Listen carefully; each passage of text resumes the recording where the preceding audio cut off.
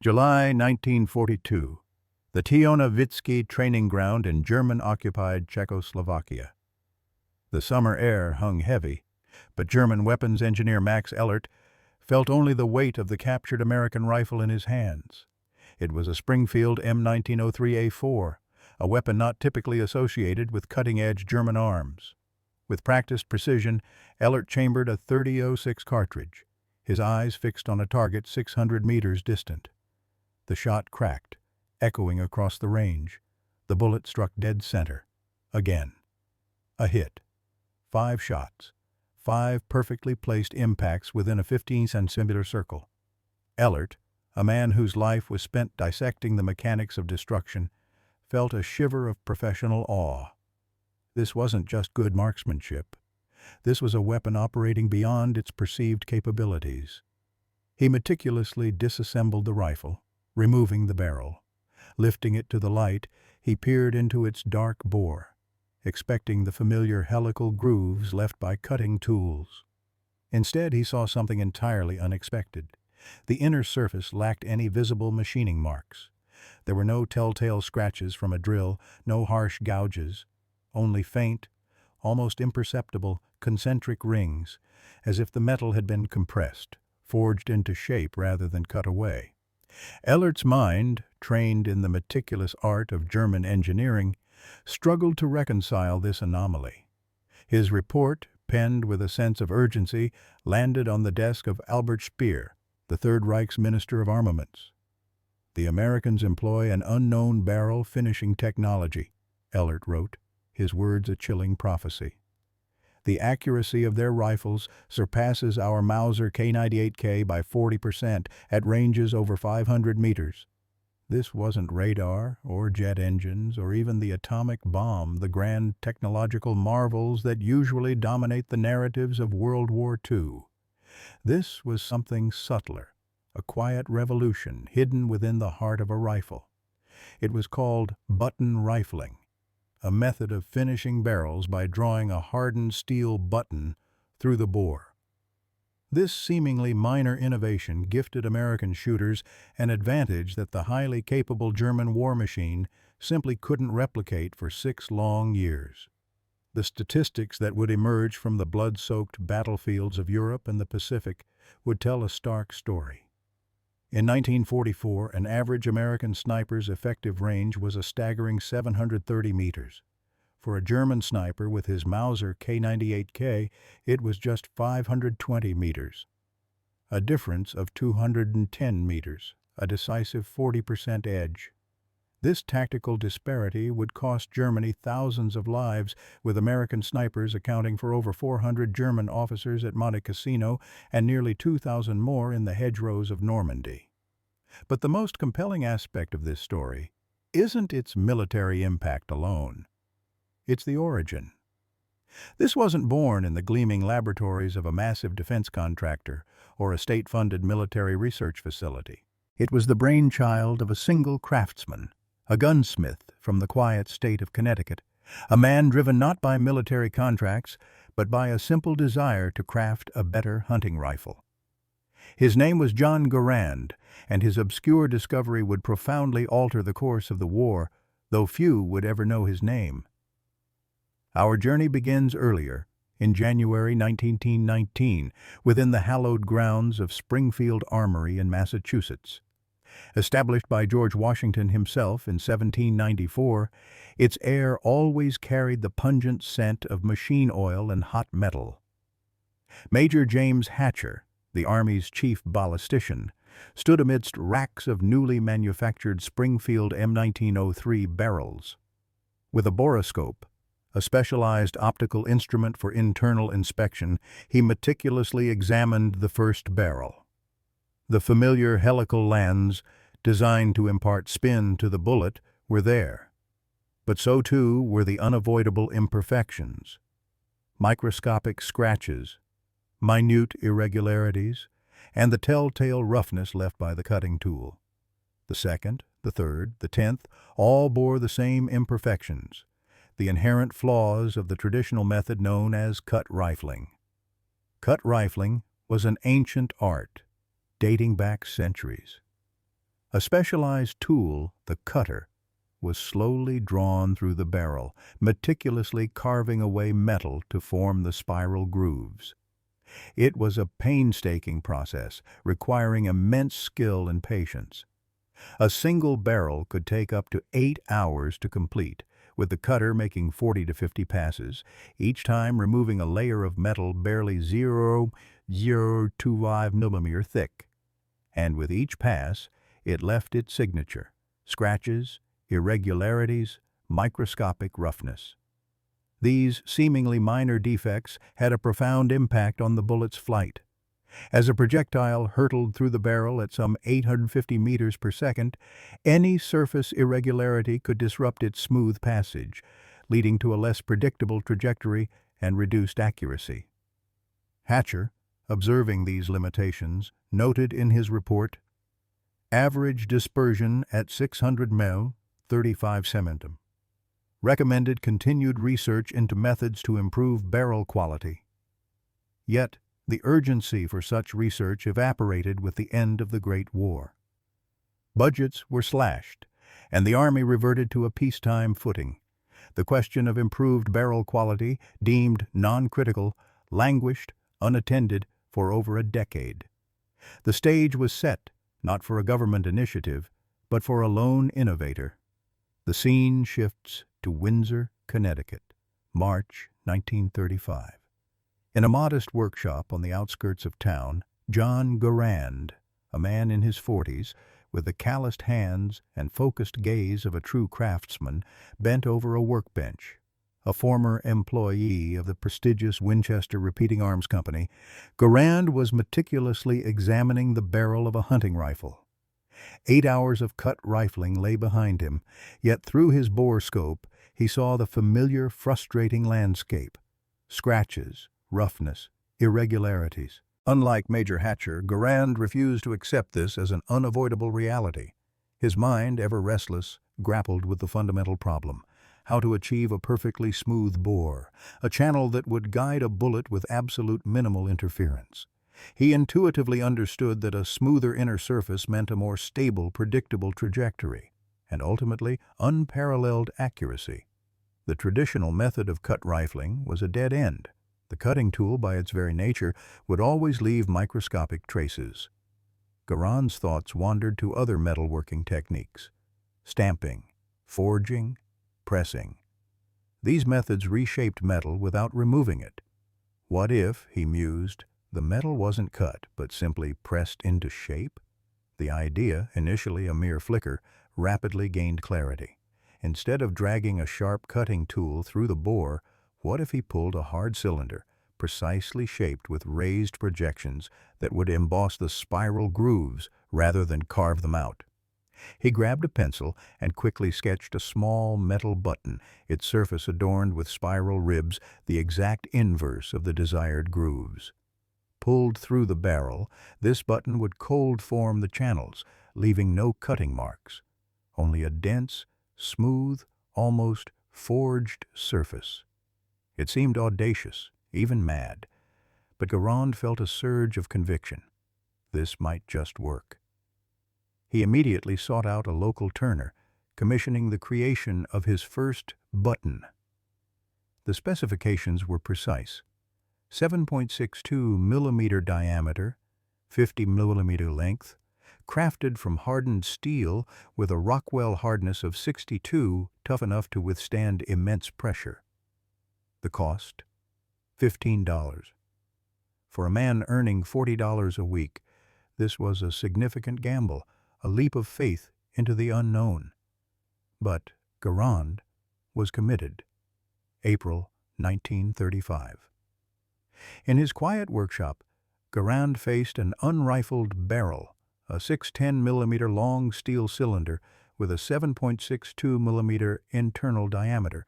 He held the button, a small, unassuming steel cylinder with 4 meticulously twisted projections, set at a twist rate of 1 turn in 254 millimeters, a standard for the 30-06 cartridge. He inserted it into the barrel, securing it to a sturdy cable, which in turn was connected to a hand winch. This was the moment of truth. The button had to displace metal along the entire length of the bore, a monumental task requiring tremendous force, far beyond what one man could typically exert. With a deep breath, Garand began to turn the winch handle.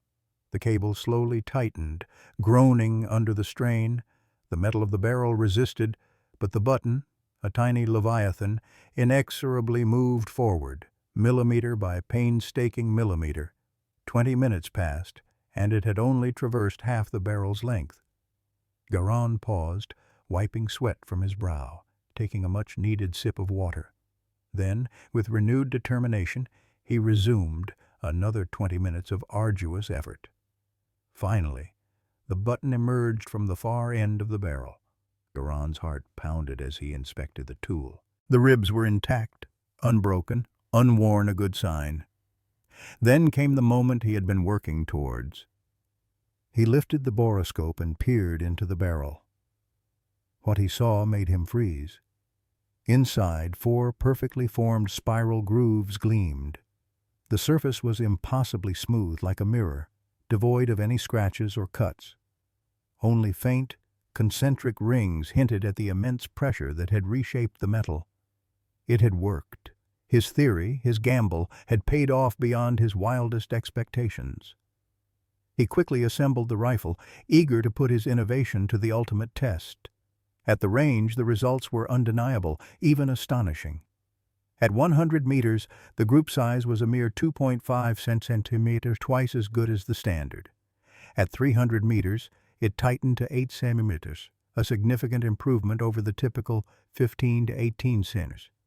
At 600 meters, the dispersion was just 18 centimeters, a dramatic reduction from the 35-40 centimeters previously considered normal. His method had, quite literally, doubled the rifle's accuracy.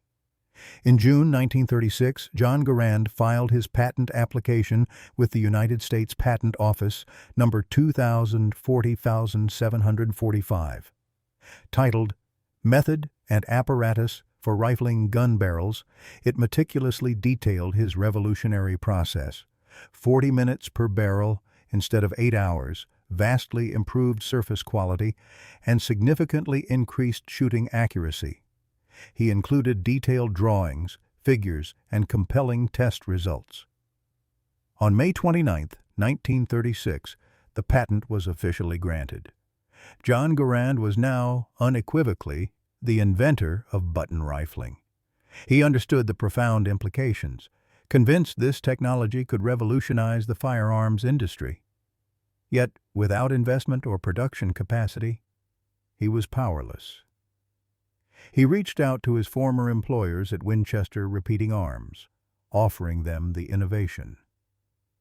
2 weeks later, a polite refusal arrived. "Thank you for the offer. We are satisfied with current processes. Remington Arms, Savage, Marlin, Colt." The response was uniformly dismissive. For these venerable gun manufacturers, cut rifling was a time-honored tradition, a proven method spanning centuries. Why change what, in their eyes, already worked? Garand realized the civilian market, steeped in tradition and resistant to radical change, was effectively closed off to him. His only remaining hope was the military. In August 1936, he dispatched a letter to Springfield Armory, offering to demonstrate his groundbreaking method. A reply finally came that autumn. "Your proposal has been forwarded to the Ordnance Committee. Please await notification." He waited. 1 month, 2, 3, silence. In December, he called himself. The secretary's non-committal response: "Your application has been forwarded. A decision will be made during 1937. Another year passed, still no decision. John Garand, the quiet revolutionary, continued to toil in his small shop, crafting hunting rifles for local clients. His invention, capable of changing history, lay dormant, gathering dust. The world, it seemed, was not yet ready for button rifling, but the escalating global tensions would soon force its hand. The world, oblivious to Garand's dormant invention, was rapidly descending into chaos. On September 1, 1939, German tanks rumbled across the Polish border, unleashing the brutal storm of the Second World War. The distant drums of war finally reached Springfield, Massachusetts, in October of the same year. Springfield Armory received an urgent directive from Washington: prepare for possible mobilization and rapidly ramp up production of the M1903 rifle. Colonel Rene Studler, the newly appointed head of the Army's technical division, faced a grim reality. Springfield Armory's maximum output was a mere 150 rifles per day. If the nation entered the war, a minimum of 2,000 per day would be needed. Studler, a pragmatist with an eye for efficiency, understood that traditional cut rifling, with its agonizingly slow 8-hour per barrel process, was a bottleneck the nation could ill afford. An alternative was not merely desired, it was absolutely essential. He tasked an assistant with collecting every patent related to barrel manufacturing from the preceding decade. A thick folder soon landed on his desk, containing 23 diverse descriptions. Studler methodically flipped through them, his gaze scanning for anything that promised a significant leap in productivity. He stopped abruptly at patent number 2047-745. Method and Apparatus for Rifling Gun Barrels, author John Garand. The abstract contained the magic words: time to make one barrel, 40 minutes instead of 8 hours. A staggering 12-fold increase in productivity. This wasn't just an improvement, it was a revolution in waiting.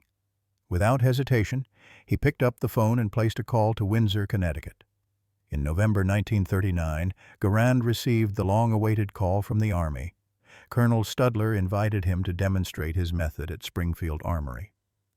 On November 5th, Garand arrived, not with blueprints for a sprawling factory, but with his simple, ingenious equipment: a button, his detailed drawings, and the hand winch he had used for his initial tests. In the Armory's bustling workshop, amid the skepticism of seasoned machinists, he set up his humble apparatus. He took an empty barrel, and with the practiced movements of a craftsman, demonstrated the process. 40 minutes later, a perfectly rifled barrel was ready. Studler peered through the borescope. The interior surface was mirror smooth, utterly devoid of scratches, just as Garand had described. "How much for a kit?" Studler inquired, his voice betraying a hint of excitement.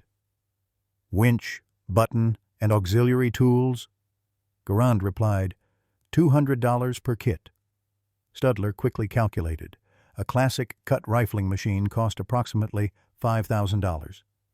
Garand's solution was an astounding 25 times cheaper, not to mention infinitely faster. "When can you start?" "Even tomorrow," Garand responded, his quiet confidence unwavering. On November 16, 1939, Springfield Armory signed a contract with John Garand for $50,000 to develop an industrial button rifling system.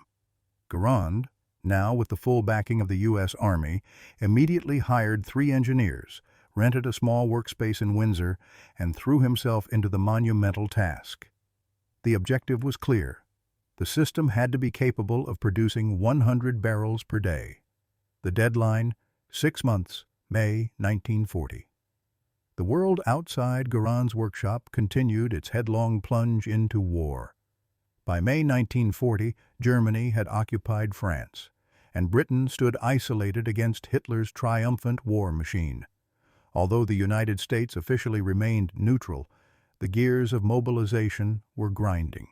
The U.S. Congress passed a massive defense budget of $1.8 billion, and the Army placed an order for 500,000 M1903 rifles. Springfield Armory knew with chilling certainty that it could not possibly meet such a volume with its antiquated cut rifling methods, even running continuously around the clock. In June 1940, Garand delivered. He unveiled the industrial version of button rifling. The hand winch was replaced by a powerful hydraulic press rated at 50 tons. The fundamental principle remained the same, pulling the button through the bore, but now a machine executed the task with relentless, rapid precision. One barrel was completed in just 22 minutes. In an 8-hour shift, this system could deliver 65 barrels. The demonstration at Springfield Armory was a resounding success. Colonel Studler, deeply impressed, approved the immediate purchase of 20 machines. July and August were a whirlwind of activity: installation, fine-tuning, worker training, and rigorous test runs. In September, production officially began. Day 1, 47 barrels. Day 2, 89. Day 3, 134. The system, like a well-oiled machine, accelerated and then held its blistering pace. However, an unexpected challenge emerged, one not of metallurgy or mechanics, but of human nature. Many craftsmen at Springfield Armory had dedicated decades, 20, 30, even 40 years, to the intricate art of cut rifling. It was their craft, their pride, their very identity. The new technology performed the same work faster and with almost no need for their virtuoso hand skills. For some, this felt like a death knell for their profession, an insult to their lifelong mastery. In October, a group of 15 gunsmiths filed a formal complaint with the union. The new technology devalues our qualifications. We demand a return to the traditional method. Studler, a shrewd leader, recognized that this was not a problem of iron, but of people. He gathered the entire shop floor and addressed them plainly, without platitudes. "We are not replacing you with machines," he declared. "We are expanding production to protect our country. Traditional machines will remain for special tasks, sniper selection, precision custom work. But for mass volumes, for the sheer number of rifles our soldiers will need, we must have speed." He then added the crucial assurance: "Your wages will not be reduced. On the contrary, new jobs will appear. There will be work for everyone."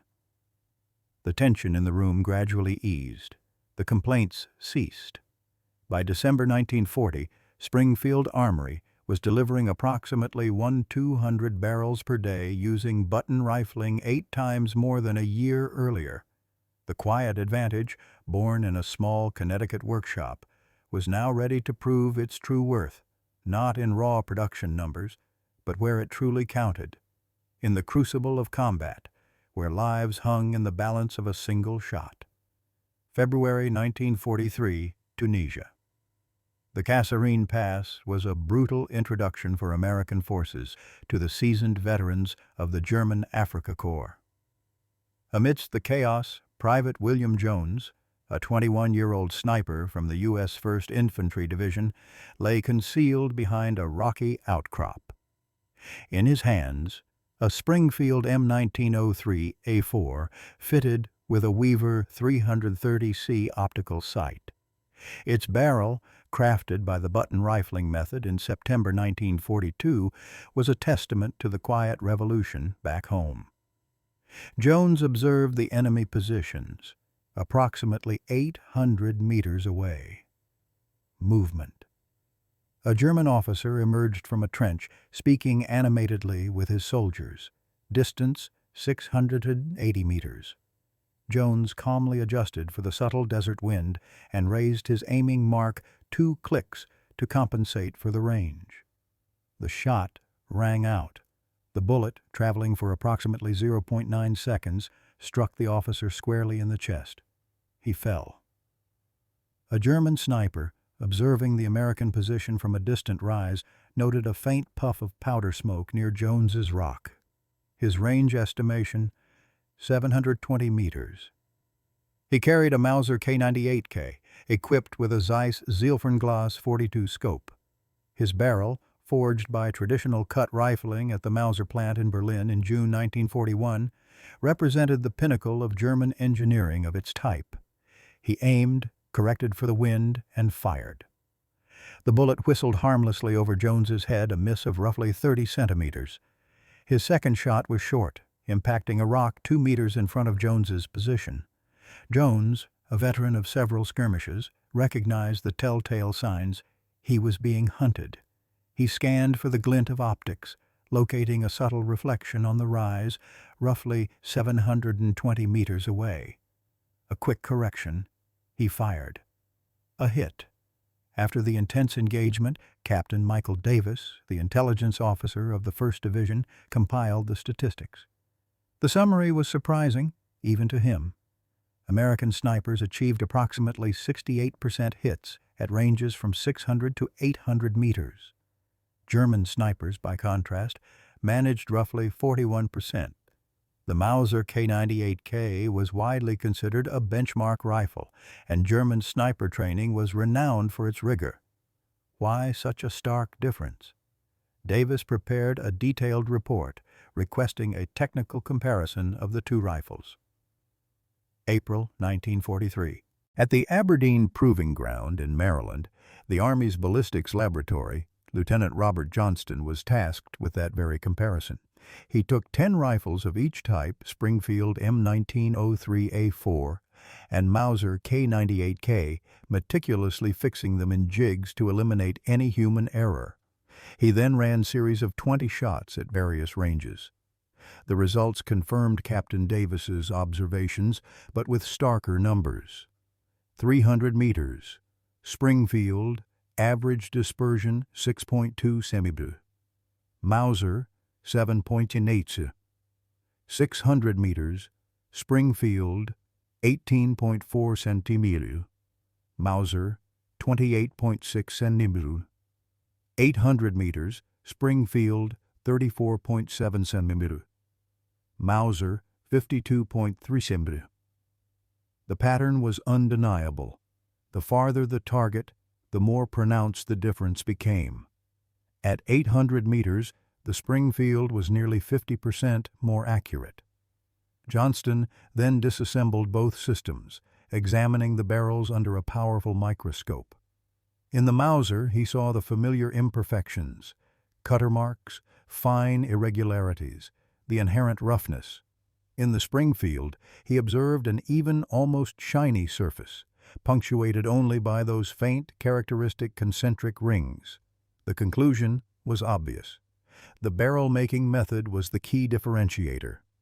In his report, Johnston concisely summarized, Springfield's advantage is associated with button rifling, which provides superior bore surface quality. It is recommended to keep this technology secret as long as possible. In May 1943, the document was immediately classified secret. Copies were dispatched to all U.S. Army sniper schools, accompanied by strict instructions. No publications, no press, no discussion, not even with Allied forces. This was America's quiet advantage, a secret weapon that delivered hit after hit. Meanwhile, in Berlin, June 1943, the main office for the military economy of the Third Reich. Lieutenant General Gustav Bremer, responsible for small arms production, reviewed reports from North Africa. The officer casualty statistics were alarming.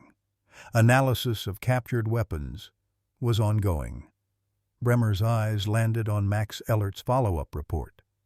American sniper rifles demonstrate anomalously high accuracy. Preliminary analysis shows unusual bore structure. Detailed research is recommended. Bremer, recognizing the gravity of the observation, signed an order. Deliver more captured American rifles to the ballistics laboratory in Kummersdorf. July 1943. Kummersdorf, a town approximately 30 kilometers south of Berlin, hosted the Wehrmacht's primary proving ground. Engineer Ellert received 5 captured Springfield M1903A4 rifles, all from different manufacturing batches between 1941 and 1943. He meticulously disassembled the first rifle, examining its barrel under his microscope. The concentric rings, instead of cutter grooves, confirmed his earlier observation. He then performed a metallographic analysis, examining the metal's internal structure. He discovered that the surface layer was significantly densified. The metal hadn't been cut, but rather cold deformed under pressure. Ellert's deduction was sharp and accurate. The Americans employ a process of pressing grooves. The process is analogous to cold stamping. The tool is unknown but likely takes the form of a button or mandrel with the negative imprint of the rifling. He underscored the advantages: high production speed and better surface quality. It is recommended to develop an analogous technology for German industry.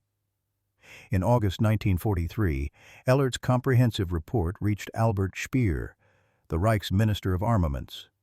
Speer, ever keen on efficiency and technological superiority, immediately commissioned the Mauserwerke, the iconic German arms manufacturer, to develop a German version of button rifling.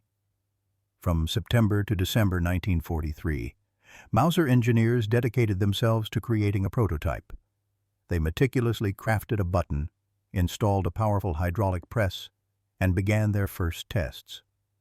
The results were disastrous. The button repeatedly broke after only 3 to 5 passes. The pressure was too immense. The metal simply couldn't withstand the strain. They revised the button material, opting for specially hardened steel. New tests. This time the button endured, but the grooves came out uneven, with depth variations of 0.05 to 0.08 mm unacceptable for precision. In January 1944, Mauser reported back to Speer. The conclusion was grim.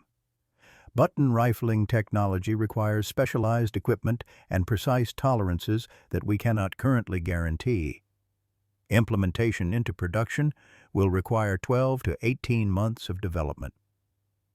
Speer, facing an increasingly dire war situation, understood that 18 months was an eternity. The war would not wait. He made the difficult decision: continue production by the traditional cut rifling method. Germany would not master button rifling before the end of the war. This decision, born of necessity and failed attempts, would cost thousands of lives. January 1944. Anzio, Italy. Operation Shingle. Allied forces had landed on the coast south of Rome, quickly establishing a beachhead. But the Germans, swift to react, encircled the position, and trench warfare rapidly set in conditions tailor-made for snipers.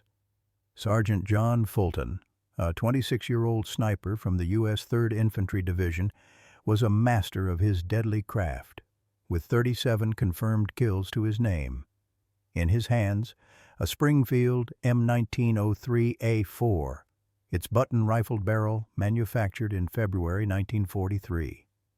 Fulton worked in tandem with his spotter, Private Daniel Richards. They took up position in the skeletal remains of a ruined house, 600 meters from the German trenches. As dawn broke, Fulton, ever patient, watched through his scope. A German soldier emerged from the trench carrying an ammunition crate. Distance 520 meters, wind 2 meters per second from the left, Richards whispered, his voice low and calm. Fulton aimed, dialed in his correction, and fired. Hit.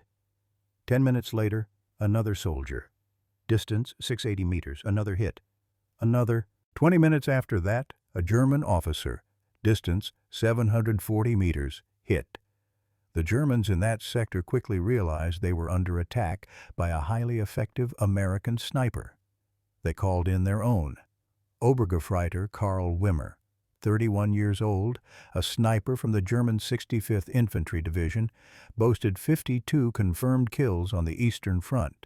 His weapon, a Mauser K98K with a Zeiss scope. Wimmer took up position in a church belfry, 18 meters high, offering an excellent vantage point over the American lines. He hunted for his enemy counterpart, scanning the ruined house. He noticed a faint movement in a shattered window 630 meters away. He took aim, waiting for the American to expose himself again.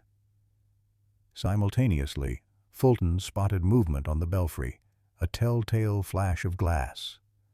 "Belfry, 630 meters," he informed Richards. Both snipers aimed. Wimmer fired first. The bullet hissed through the window opening and struck the wall behind Fulton, a miss by 40 centimeters. Fulton fired a heartbeat later. His button-rifled bullet flew truer, striking Wimmer in the shoulder. The German dropped behind the parapet, wounded but alive. Fulton didn't know if he had made a kill, but the German sniper did not fire again that day. Statistics from the Battle of Anzio, spanning January to May 1944, laid bare the advantage. American snipers recorded 1,247 confirmed kills, while German snipers managed 843, a ratio of 1.48 to 1 in favor of the Americans. But the real difference was in range. 76% of American sniper kills occurred at distances beyond 500 meters, compared to just 43% for the Germans. At long ranges, the Americans possessed nearly double the effectiveness. The reason, now clearly understood by Allied intelligence, was button rifling. June 6, 1944. D-Day. The Normandy landings. Among the American forces surging onto the beaches were 412 snipers, all armed with the Springfield M1903A4, every barrel produced by the button rifling method. Their mission: to systematically eliminate German officers, artillery observers, and machine gunners.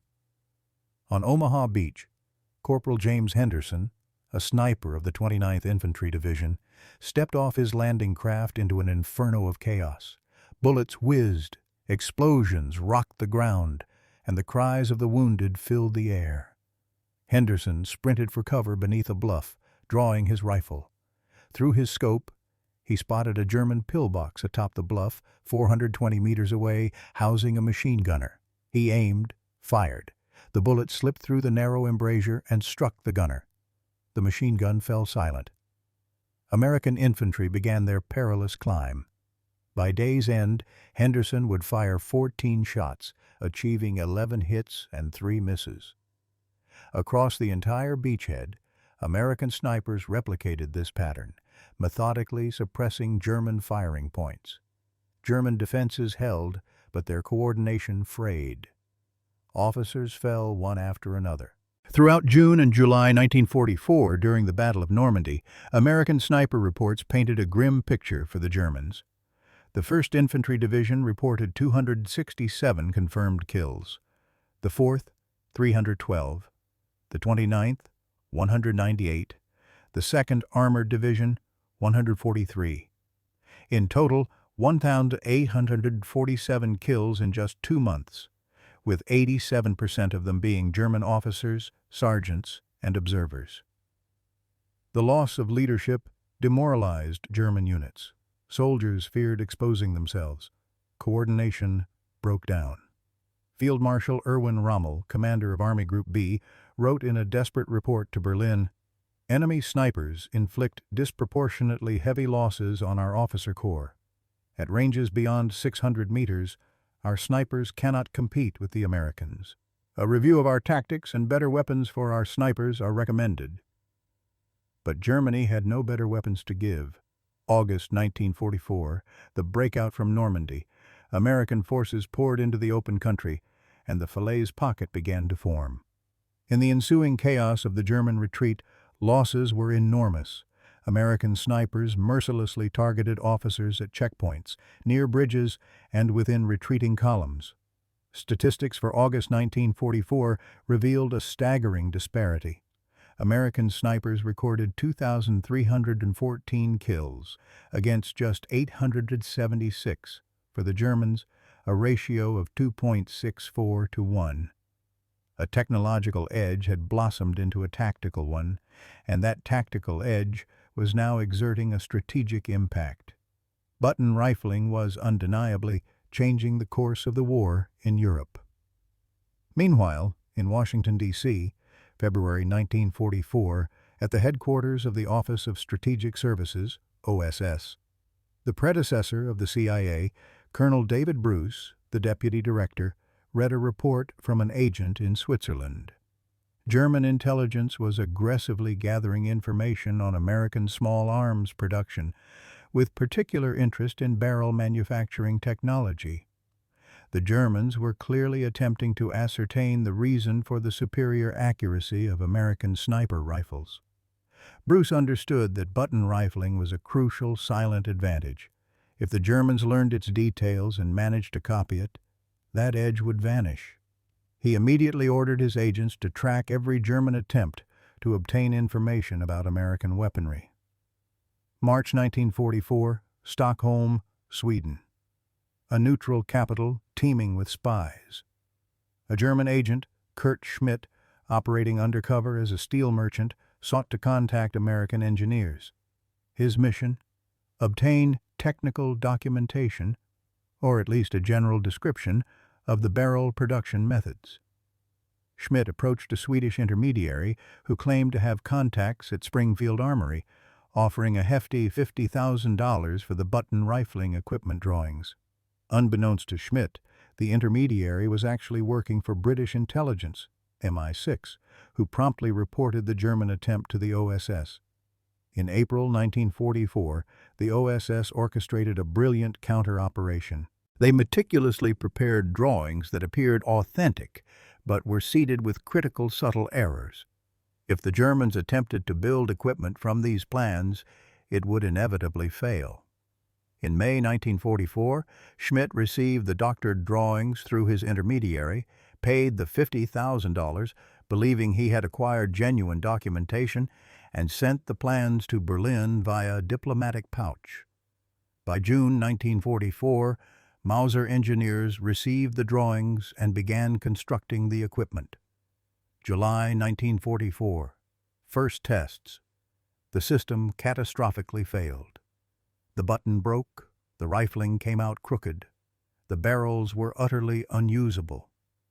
Engineers reviewed the plans, discovering the subtle but fatal errors in dimensions, angles, and materials. They realized it was a plant, a cunning act of disinformation. Germany had squandered 3 crucial months and significant resources on a futile development.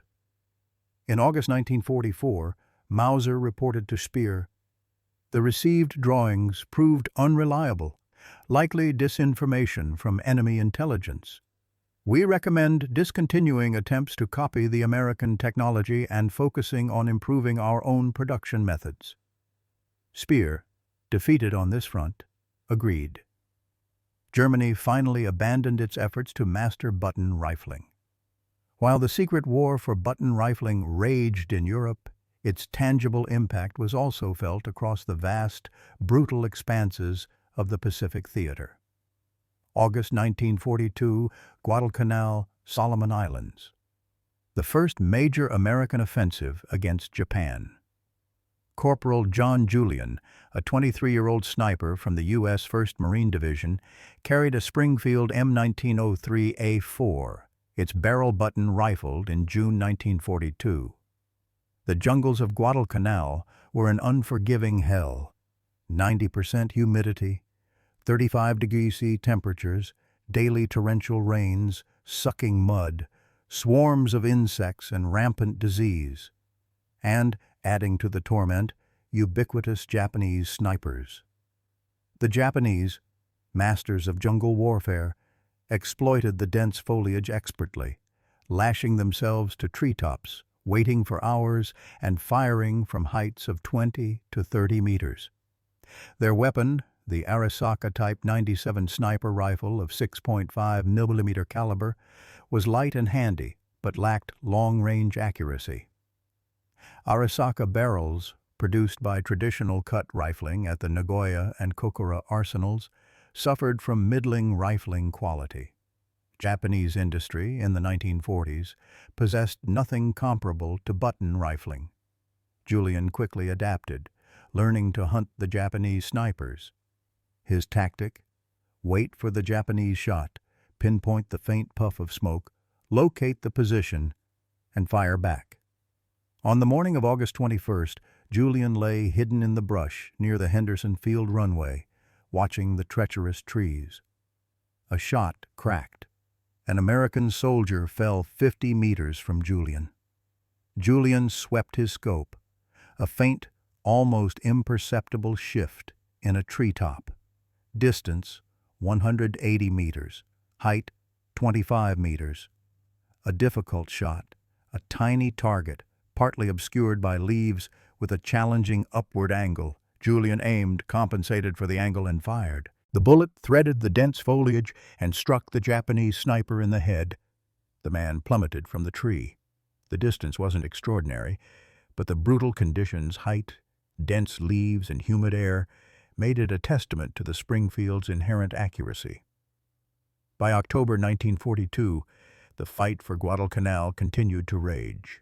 American snipers, adapting to the unforgiving jungle, developed new routines, working in pairs, one scanning upwards, the other forward, favoring shorter ranges, 100 to 300 meters, where the Springfields' accuracy advantage was most decisive in the close-quarter jungle. Statistics for October 1942 showed U.S. Marine Corps snipers with 187 confirmed kills against 143, for their Japanese counterparts, a ratio of 1.31 to 1. The advantage wasn't as dramatic as in Europe, as the jungle blunted extreme long-range differences, and camouflage, patience, and local knowledge mattered profoundly. Yet even here, button rifling subtly shifted the odds. November 1943, Tarawa, Gilbert Islands. Marines assaulted heavily fortified Japanese positions. Sergeant Thomas McBride, a sniper of the U.S. 2nd Marine Division, set up on the shore. Ahead, a Japanese bunker lay 640 meters away. McBride spotted a Japanese officer at the entrance. He aimed. He fired. Hit. 640 meters was an exceptionally long shot for the Pacific Theater, where the average engagement range hovered around 200 to 300 meters. But the Springfield, with its precision barrel, made it possible. By December 1943 on Bougainville, Corporal William Wilson, serving as a sniper instructor, trained young Marines.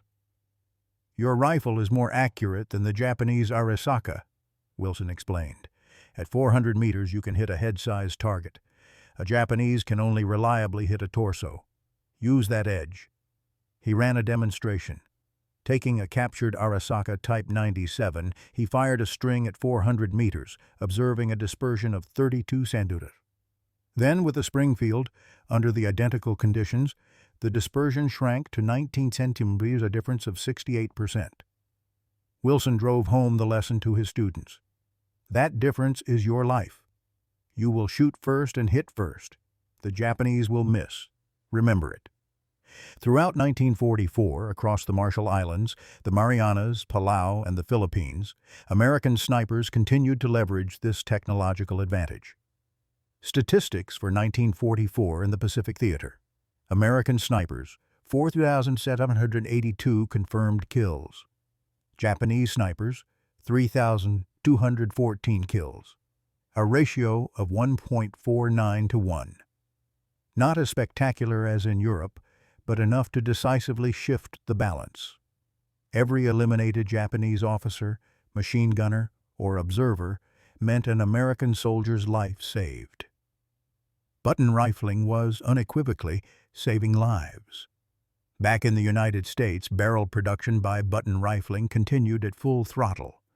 By the end of 1944, Springfield Armory and its contractors were churning out an astonishing 3,200 barrels per day.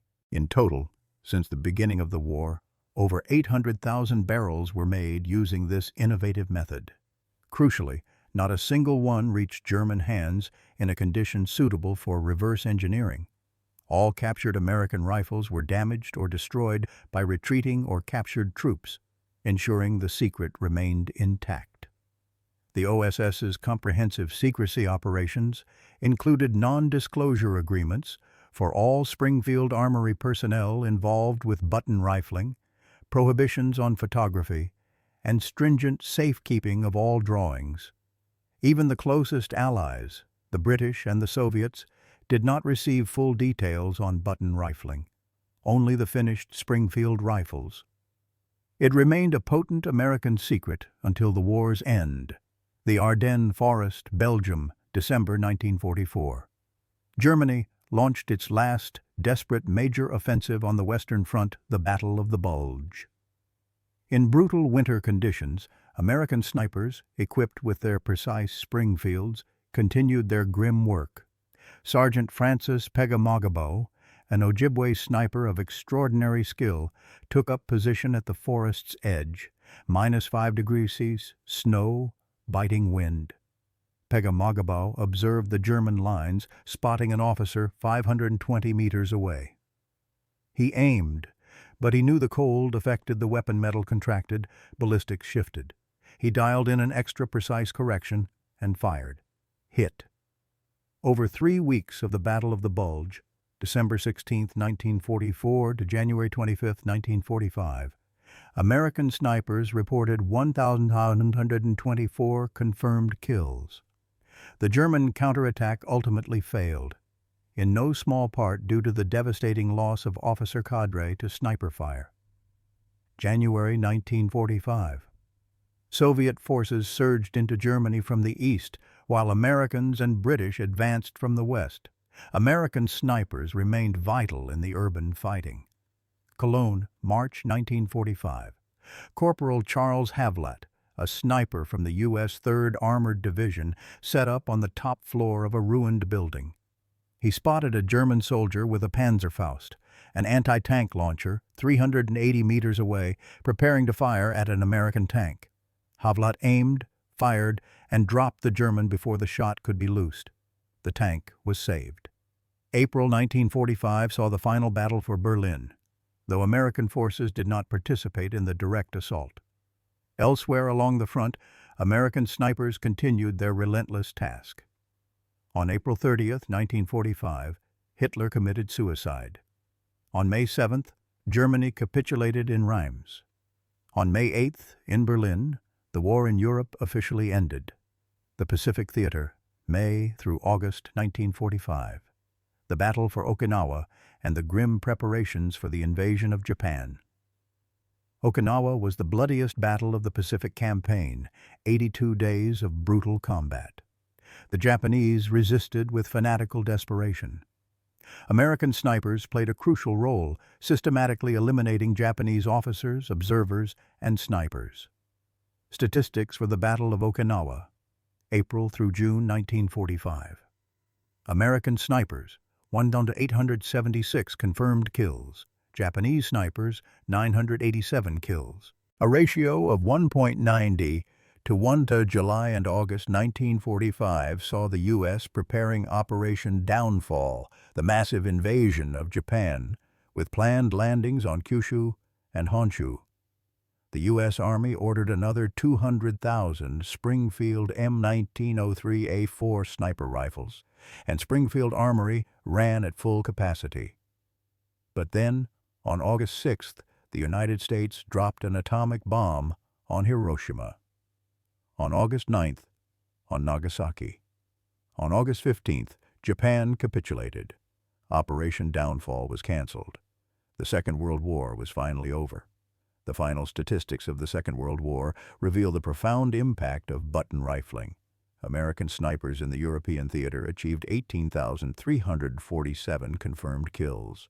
In the Pacific theater, 12,753, a staggering total of 31,000 confirmed kills. Against these, German snipers recorded 11,982 kills against Americans on the Western Front, and Japanese snipers 8,456 in the Pacific. The overall ratios were decisive. United States versus Germany, 1.53-1. United States versus Japan, 1.51. The technological advantage of button rifling had given the Americans a consistent 50% edge in the sniper war. Economically, the efficiency was equally profound. The traditional cut rifling method required 8 hours to produce one barrel, with equipment costing $5,000 per machine and demanding highly skilled craftsmen 3 to 5 years of training. Button rifling reduced production time to just 22 minutes, with equipment costing a mere $200 per kit, and required only moderate skill, 2 to 3 months of training. This represented a time savings of 2,182%. and an equipment cost savings of 2,400%. During the war, the United States manufactured 1,247,000 barrels using button rifling. By the traditional method, this would have consumed 9,976,000 hours, 1,247 man-years of work. Button rifling achieved this in just 457 hours, 57 man-years. The savings, 9,518, 593 hours, or 1,190 man-years. These colossal savings in time and labor allowed the United States to rapidly scale up weapons production, securing superiority not only in the quality of its rifles but also in sheer quantity. After the war, in 1946, button rifling technology was finally declassified. Information became freely available to civilian industry, and gun makers universally began adopting the method. Winchester, Remington, Savage all shifted to button rifling for their sporting and hunting rifles. Throughout the 1950s and 1960s, it became the undisputed global standard in the firearms industry. Even Warsaw Pact countries embraced the technology. The Soviet Union developed its own version, button pull-through, for producing SVD sniper rifle barrels starting in 1963 and for MTS sporting rifles in the 1950s. Post-war Germany, too, adopted button rifling, with Heckler & Koch using it for G3 barrels in the 1950s and the PSG-1 in the 1970s. The United Kingdom implemented button rifling for the L42A1 sniper rifle in the 1970s and the L96A1 in the 1980s. In the 21st century, button rifling remains one of the primary methods for manufacturing high-precision barrels. New technologies like hammer forging and electrochemical machining have emerged for mass production and ultra-precision, respectively, and even additive manufacturing is an experimental frontier. But button rifling, conceived by John Garand in 1935, continues to be widely used in 2025, 90 years after its invention. The fate of John Garand himself. After the war, he continued his work as a gunsmith, opening his own firm, the Garand Rifle Company, in Windsor, Connecticut. His products were celebrated for their exceptional accuracy, a direct legacy of his button rifling innovation. In 1958, Garand received a well-deserved award from the National Rifle Association for his contributions to the firearms industry. He retired in 1967 at the age of 74 and passed away on March 12, 1972, at 79. His obituary in the Hartford Courant read, "John Garand, the inventor of a technology that transformed rifle manufacturing and helped win the Second World War, died at home on Monday. He was 79. Few people knew who he was or the profound impact he had made, but every sniper who shouldered a Springfield M1903A4 in the Second World War instinctively knew his rifle was more accurate than the enemy's, and that, in the brutal calculus of war, saved lives." The story of button rifling is a powerful testament to how a seemingly small technical detail can profoundly alter the course of a global conflict.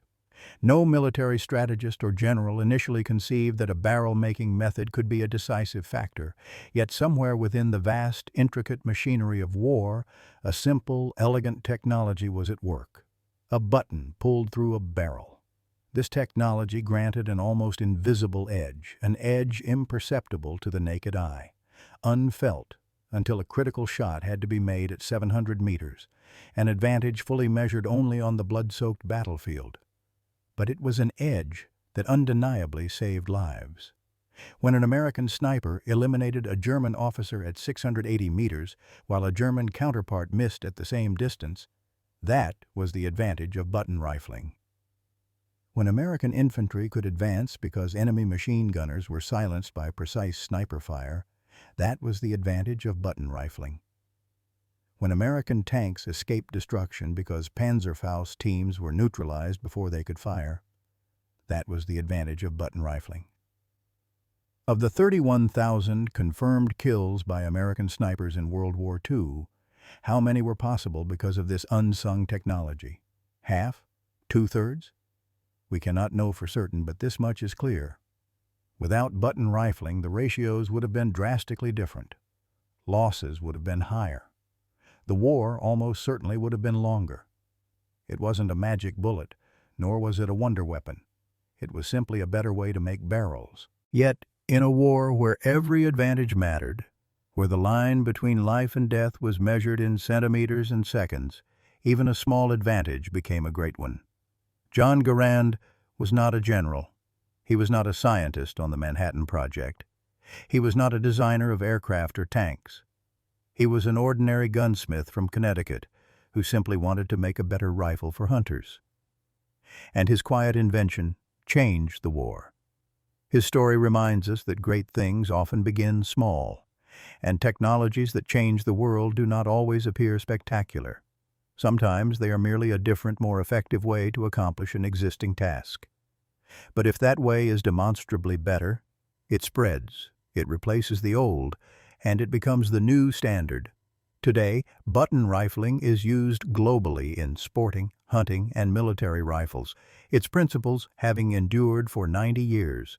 Every time a modern sniper makes a precise shot, there is a trace of John Garand's legacy in that barrel. The history of the Second World War is replete with dramatic turns, heroic acts, and fateful decisions. We remember the battles, the generals, the grand operations. But sometimes we should also remember the small things, the technologies, the inventions, the decisions that seemed minor and yet ultimately changed everything. Button rifling is one of those things.